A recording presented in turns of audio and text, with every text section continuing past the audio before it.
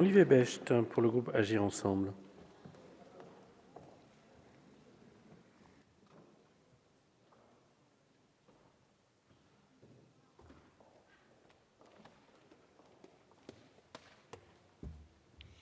Merci beaucoup, Monsieur le Président, Monsieur le Ministre, Madame la Présidente de la Commission des lois, mes chers collègues.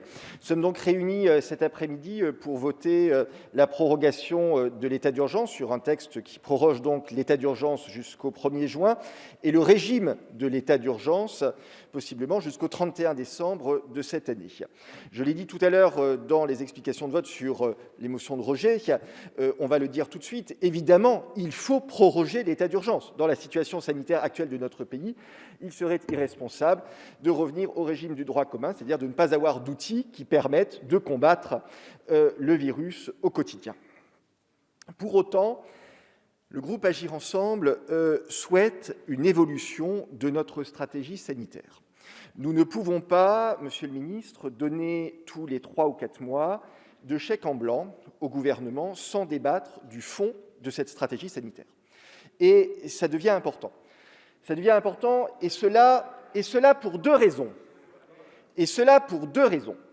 La première, c'est que, de l'aveu même du Conseil scientifique, nous savons que la vaccination, qui dépend de la livraison des vaccins, et non pas, comme certains veulent polémiquer, simplement de questions logistiques, mais de la livraison et donc de la fabrication de ces vaccins, eh bien, nous savons que d'ici à la fin de l'année, nous n'aurons pas l'immunité collective, qu'il faut minimum fin de l'année 2021 pour avoir l'immunité collective.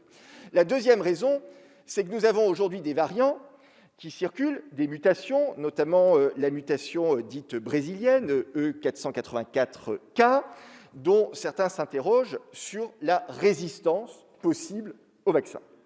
Et donc, il paraît évident que nous n'allons pas pouvoir traverser toute l'année 2021 uniquement avec des mesures de confinement, de déconfinement, de reconfinement ou de couvre-feu. Ce n'est tenable ni psychologiquement pour les Françaises et les Français, qui sont à bout aujourd'hui de la charge mentale que ces mesures impliquent sur eux, en plus de la crise sanitaire, en plus de la crise économique, en plus de la crise sociale, en plus de la crise morale et du terrorisme également qui frappe notre pays. Et ce n'est pas tenable non plus économiquement. Il y a aujourd'hui des pans entiers de notre économie qui sont à l'arrêt, la restauration, le tourisme, la culture et bien d'autres malheureusement encore. Et ce n'est pas non plus tenable. Et ce n'est pas non plus tenable financièrement, car nous creusons chaque jour davantage une dette qui devra être remboursée par nos enfants et nos petits-enfants. Nous souhaitons donc, au niveau du groupe Agir Ensemble, que nous puissions avoir, en parallèle de la stratégie vaccinale, une stratégie de combat du virus, qui soit une stratégie qui est mise en œuvre d'ailleurs dans un certain nombre d'autres pays qui ont réussi peu ou prou à éradiquer le virus, même si c'est un combat qui n'est jamais gagné. C'est un combat qui se mène région par région, qui se mène commune par commune, qui se mène rue par rue. Nous savons aujourd'hui détecter le virus dans les eaux usées. Nous savons également confiner une population. Nous pouvons donc tester systématiquement les personnes, dépister les personnes qui sont positives et les cas contacts, les isoler pour briser ainsi les chaînes de transmission.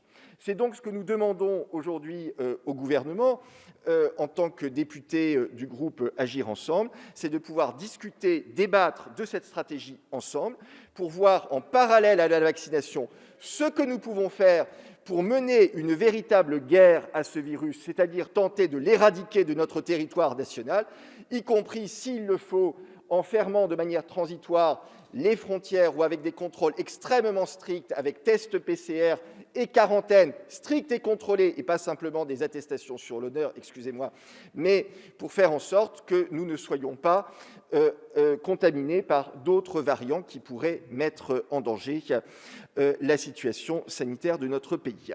Nous allons donc, à une très large majorité, voter ce texte, mais ce n'est pas un chèque en blanc qui est donné au gouvernement. Nous voulons aujourd'hui discuter du fond de la stratégie sanitaire.